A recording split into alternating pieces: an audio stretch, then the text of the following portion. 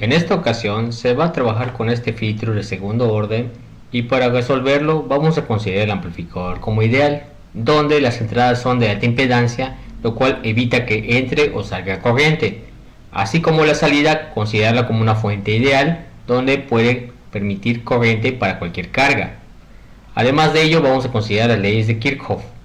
Empezamos con este nodo, donde podemos ver que ahí entra la corriente I1 y sale la corriente I2 y la I3. Entonces esa sería nuestra primera ecuación. Ahora lo que vamos a ver es cuáles son los componentes que circulan en cada una de las corrientes. Para el caso de la corriente I1 vemos que pasa por un capacitor. En el caso del capacitor la corriente se define por la siguiente ecuación, la cual es el valor del capacitor por la derivada del voltaje del capacitor con respecto al tiempo. Para el caso de la I2 vemos que también hay otro capacitor, entonces el comportamiento de la corriente en I2 va a ser lo que es el capacitor por la derivada del voltaje del capacitor con respecto al tiempo. Ahora, lo que es la corriente no va a entrar al amplificador, sino que se va a desviar a lo que es la resistencia 2. Y tomando en cuenta lo que es la ley de Ohm, vemos que la corriente para I2 en el caso de la resistencia es igual al voltaje en la resistencia 2 sobre el valor de la resistencia. Ya para lo que es la corriente I3 vemos una resistencia R1, entonces aplicando ley de Ohm vemos que la corriente en I3 es el voltaje de la resistencia 1 entre el valor de la resistencia. Con estas 5 ecuaciones lo que vamos a hacer ahorita es compactar, es decir, reducir el número de ecuaciones. Para ello vamos a hacer lo siguiente: vamos a agarrar las ecuaciones 2, 3 y 5 y las vamos a sustituir en la ecuación 1 para que nos dé la siguiente expresión, la cual nos da la expresión de la ecuación 1'. Y ahora lo que vamos a hacer es compactar con las ecuaciones 3 y 4 porque son de la misma I2. Entonces, al igualar 3 y 4, obtenemos esta expresión que nos daría la 3'. Ahora vamos a enfocarnos ahora en los voltajes. Vamos a ver que aquí tenemos en la parte de la entrada inversora el Vx y acá en la parte no inversora el Vx. La propiedad del amplificador ideal es que las entradas son del mismo valor de voltaje. Entonces vemos que esta que está en la inversora está conectada con una resistencia y el voltaje de salida. Y como habíamos dicho que aquí no debe entrar ni salir corriente, podemos considerar que el voltaje de salida es igual al voltaje de lo que es la parte Vx. ¿Por qué? Porque no circula corriente. Por lo tanto, nuestra primera ecuación, que sería la ecuación 6, es que Vx es igual a voltaje de salida. Ahora vamos a ver el otro lado, en la parte no inversora del amplificador. Este voltaje va a tomar como referencia al primer componente que esté conectado a tierra. Y el que está conectado a tierra es la resistencia 2. Por lo tanto, el voltaje Vx en la parte no inversora es el voltaje de la resistencia 2 y será nuestra ecuación 7. Bien, teniendo ya estas dos ecuaciones 6 y 7, podemos igualarlas y obtenemos la siguiente expresión de que el voltaje en la resistencia 2 es igual al voltaje de salida, y esa va a ser la ecuación 7'. Bien, ahora nos vamos a enfocar en la siguiente malla, en la malla que estamos dibujando. En ella podemos ver que lo que es nuestro voltaje de entrada va a repartir voltajes o va a repartir energía para el capacitor 1, para el capacitor 2 y para la resistencia 2. Entonces, con respecto a lo que es voltajes, podemos verlo con esta ecuación, donde el voltaje de la fuente reparte su voltaje al capacitor 1, al capacitor 2 y a la resistencia 2. Esta será la ecuación 8. Ahora vamos a enfocarnos en este nodo y vamos a ver que la corriente circula de aquí hacia tierra. Lo mismo va a pasar con la corriente que va de aquí hacia el voltaje 0 o voltaje de salida a tierra. Entonces vamos a tomar en cuenta la siguiente igualdad, donde el voltaje del capacitor 2 más el voltaje de la resistencia 2 es igual a el voltaje de la resistencia 1 más el voltaje de la salida, y esa será nuestra ecuación 9. Bien, ahora lo que vamos a hacer es intentar compactar. Vamos a utilizar la ecuación de la que es 7', y vamos a sustituir esa expresión a la 3', a la 8 y a la 9. Vamos a ver cómo queda en la 3'. Lo que pasó fue que quitamos el voltaje de la resistencia 2 y lo pasamos como voltaje de salida, y así nos queda la ecuación A. Para la 8, lo que fue el voltaje de la resistencia 2 pasó a ser voltaje de salida y se volvió la ecuación B. Para la 9, pues básicamente al sustituir pudimos compactar y eliminar varios términos y nos quedó esta expresión, que en este caso va a ser la ecuación 9', donde nos dice que el voltaje del capacitor es igual al voltaje de la resistencia 1. Una vez teniendo esta ecuación 9', lo que vamos a hacer es lo siguiente: vamos a sustituir esta expresión de 9' en la ecuación 1', y al sustituirla lo que hicimos fue quitar lo que es voltaje de la resistencia 1 acá y poner el voltaje del capacitor 2, lo que nos genera lo que es la ecuación C.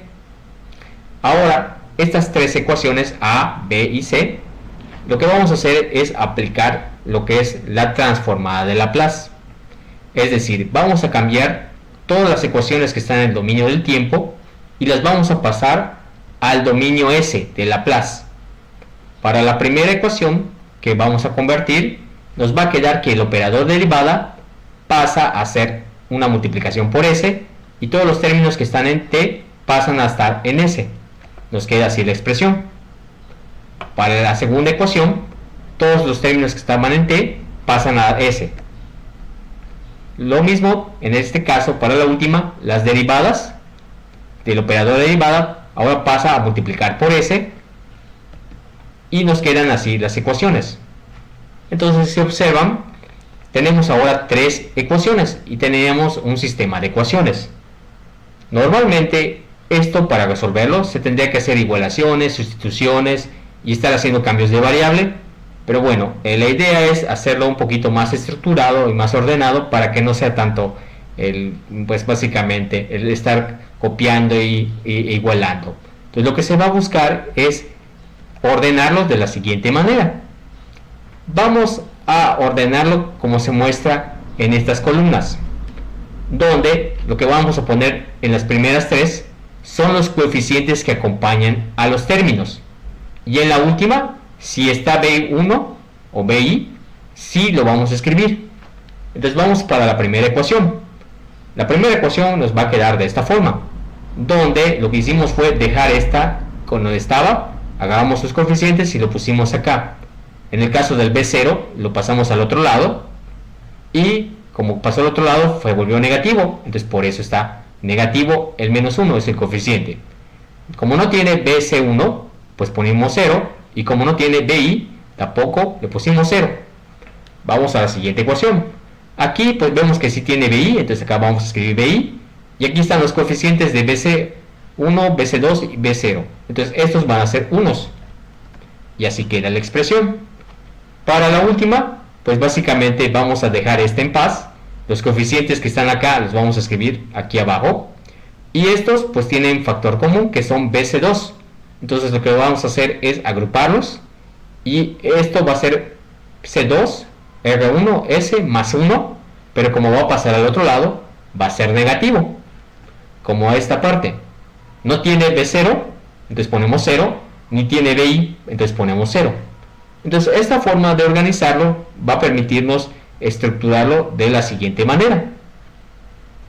Muy bien, lo que vamos a hacer ahora es obtener la ecuación matricial, es decir, vamos a expresarlo en forma de matrices, y se puede ver así, donde la primera columna que tenemos acá corresponde a BC1, la segunda a BC2 y la tercera a BC0. La parte de acá son las respuestas, que era 0, B1 y 0. ¿Y para qué hacemos eso? Pues básicamente para poder resolver y obtener lo que sería B0. Entonces vamos a ver que podemos expresarlo en las matrices de esta forma, como A por X igual a Y, donde A es la matriz de coeficientes que estábamos organizando para lo que es las ecuaciones. Ahora lo que vamos a hacer es resolver el sistema para obtener lo que es el B0, y con ello se va a utilizar el método de Cramer. ¿En qué consiste el método Cramer? En dividir lo que es determinante de B, de la matriz B, sobre el determinante de la matriz A. Y para saber quién es el determinante de B, vamos a ver que este es casi lo que es la matriz A, más que cambiamos la columna del final, la columna de B0. Entonces esa columna la cambiamos por la respuesta que tenía 0, B1 y B0. Entonces es lo que cambiamos. Entonces esta va a ser la matriz B. Ahora vamos a pasar a resolverlo. Sacamos el determinante de A, el cual es multiplicar por diagonales y algunos diagonales y algunos puntos. Entonces la primera es la diagonal positiva. Voy a multiplicar todo esto, pero como tiene ceros ya no se escriben. De ahí este por este y por este. Entonces ahí me va a dar la parte de C1, C2, R1, R2, S al cuadrado. Después lo que voy a hacer es esta por esta y por esta. Entonces estos dos son negativos, pasa positivo. Entonces todo esto se vuelve positivo y es el de acá. Después hay que hacer la resta. Entonces la diagonal que está por este lado.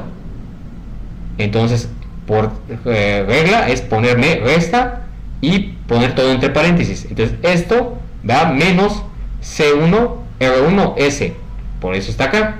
Después habría que hacer esta por esta y por esta, pero como es 0 ya no se escribe. Después sería esta por esta y por esta, pero por ser 0 no se escribe. Entonces al final nos queda esta expresión.